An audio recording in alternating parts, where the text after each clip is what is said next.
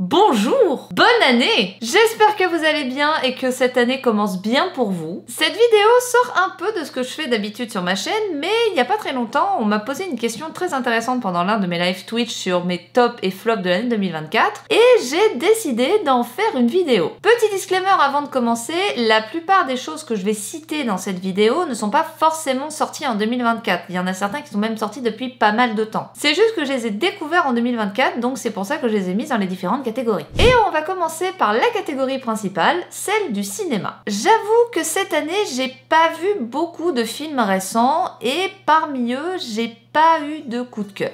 Le premier film que j'ai vu en 2024, c'est Saltburn. Pour ceux qui ne connaissent pas, Saltburn, c'est l'histoire d'Oliver, un étudiant d'Oxford qui se lie d'amitié avec Félix et va passer l'été chez lui à Saltburn, sauf que les choses ne vont pas se passer comme prévu. J'avais déjà fait une review du film sur TikTok, mais depuis le temps, mon opinion a pas mal changé. J'ai mis pas mal de temps à digérer le film, déjà parce que je l'ai trouvé assez perturbant et dérangeant à des moments. C'est vraiment pas un film pour les âmes sensibles, on parle quand même d'un mec qui a une obsession pour son pote et qui va jusqu'à l'espionner par sa fenêtre ou par la porte de sa salle de bain en train de...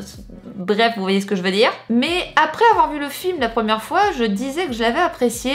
Bah en fait, je l'ai pas aimé. Je l'ai trouvé pompeux, arrogant, très perché à des moments. Et j'avais un peu l'impression de ne pas comprendre les intentions de la réalisatrice et de passer un peu pour une idiote devant le film. Bref, le film m'a un peu laissé de côté et je vous avoue qu'il m'a pas tellement marqué que ça. Le film suivant, c'est Late Night with the Devil. Un film d'exorcisme dans une émission de late show américain dans les années 70 qui invite une jeune fille possédée par le diable et évidemment, ça va tourner au cauchemar. Des films sur des exorcistes, il y en a eu des dizaines de centaines de milliers de trilliards, mais celui-là, je trouve qu'il change un peu. Déjà, en termes de réalisation, on est sur une ambiance très années 70 mélangée à du fan footage avec deux caméras différentes, une durant l'émission et une en coulisses. On a un peu l'impression d'assister à l'émission, ce que je trouve assez cool, mais ça reste tout de même un film d'exorcisme assez classique, mais sympa à regarder. Le dernier film de 2024, c'est Sous la scène. J'avais déjà fait une vidéo sur le film pour en faire une review rapide et surtout revenir sur l'aspect non réaliste que pas mal de personnes ont relevé. Et je vous rappelle, non, les films de requins ne sont pas réalistes, regardez Sharknado. Mais si jamais vous avez envie de savoir ce que j'ai pensé de Sous la scène, je vous mets le lien de ma vidéo en haut de l'écran. Donc oui,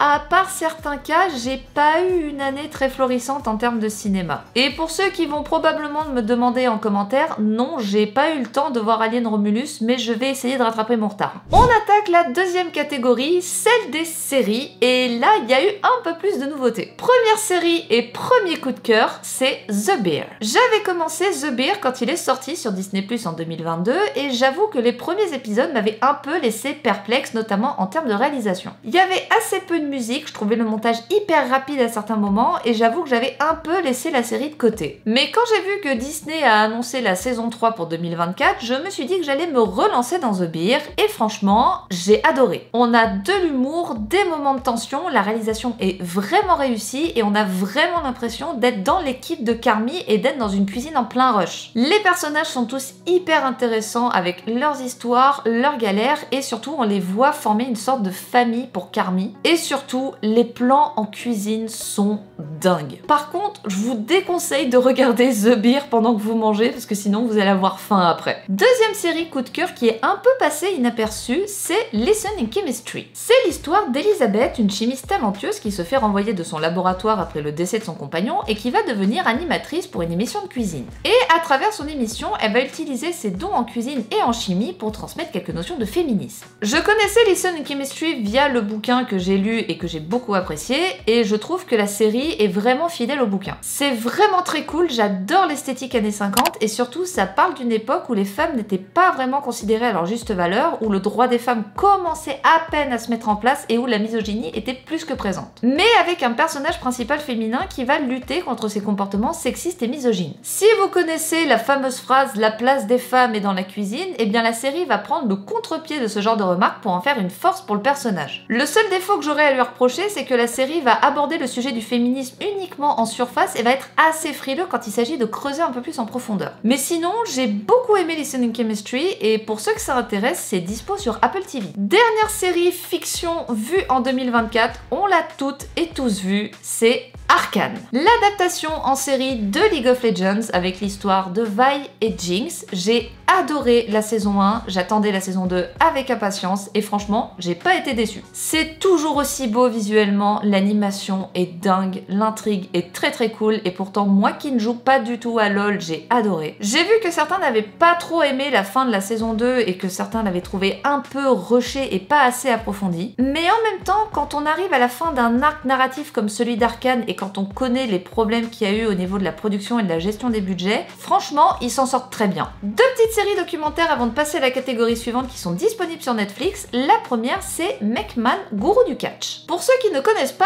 McMahon, c'est le documentaire sur l'ancien patron de la WWE, Vince McMahon, sur comment il a transformé la toute petite entreprise familiale en un véritable empire avant de partir suite à des accusations d'agression sexuelle. Alors, comment vous dire que cette série documentaire, je m'attendais pas du tout à l'apprécier. Déjà parce que j'y connaissais pas grand chose en catch, voire rien du tout. Et surtout, Vince McMahon, c'est un personnage vraiment détestable. C'est le pur cliché de l'entrepreneur américain par excellence qui va devenir milliardaire mais qui va se fixer aucune limite. Que ce soit en termes de gestion d'entreprise, de gestion des catcheurs, de sa relation avec sa famille ou alors des histoires qui seront racontées pendant les matchs parce que oui, je vous le rappelle, le catch est scripté à la base. On découvre vraiment une face cachée du catch et de la WWE mais surtout on découvre des aspects de Vince McMahon mais très franchement, cet homme est fou. Mais pas dans le bon sens du terme. Vraiment, il y a des moments pendant le documentaire où je regardais mon écran et où je me disais mais comment cet homme a-t-il pu s'en sortir après tout ça? Le documentaire reste très intéressant à regarder si vous connaissez pas grand chose en catch comme moi, mais vraiment vous allez détester Vince McMahon après le visionnage. La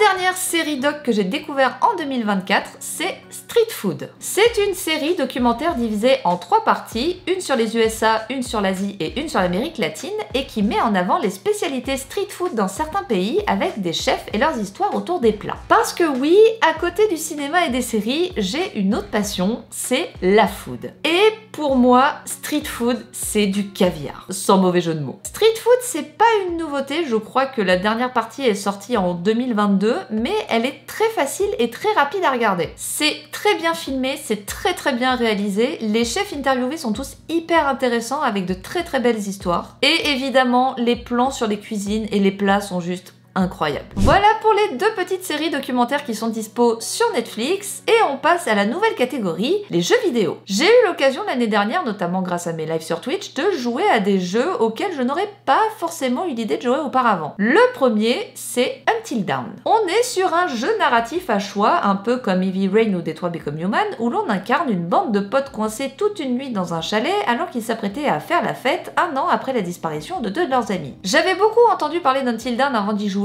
et franchement, ça a été une bonne surprise. J'ai adoré le côté narratif et l'histoire très horror movie type La cabane dans les bois avec la bande de potes aux caractères différents, les clichés des films d'horreur un peu série B et surtout les dialogues qui sont incroyable en VF. Il y a vraiment des dialogues qui font très série B, c'est à la fois mi-beauf, mi-mal écrit, mais je pense que c'est fait exprès et franchement ça m'a fait beaucoup rire. J'avais d'ailleurs joué au jeu en live et je vous ai mis les replays sur ma chaîne si jamais ça vous intéresse. Mais Until Dawn, c'est un jeu très cool à faire, ça fait pas si peur que ça, il y a des moments de tension bien sûr, mais je trouve que ça apporte un petit plus au jeu. Et pour ceux qui veulent se lancer, le jeu étant sorti en 2016 sur PS4, ils ont sorti un remake en septembre sur PS5 et sur PC. Deuxième jeu de mon année 2024, c'est Alien Isolation. On change complètement d'ambiance avec un jeu à la première personne où l'on incarne Amanda Ripley 15 ans après les événements du premier film qui doit récupérer la boîte noire du Nostromo cachée dans une station spatiale appelée Sébastopol. Pour la petite histoire, j'ai commencé à jouer à Alien Isolation en 2020. J'ai commencé à y jouer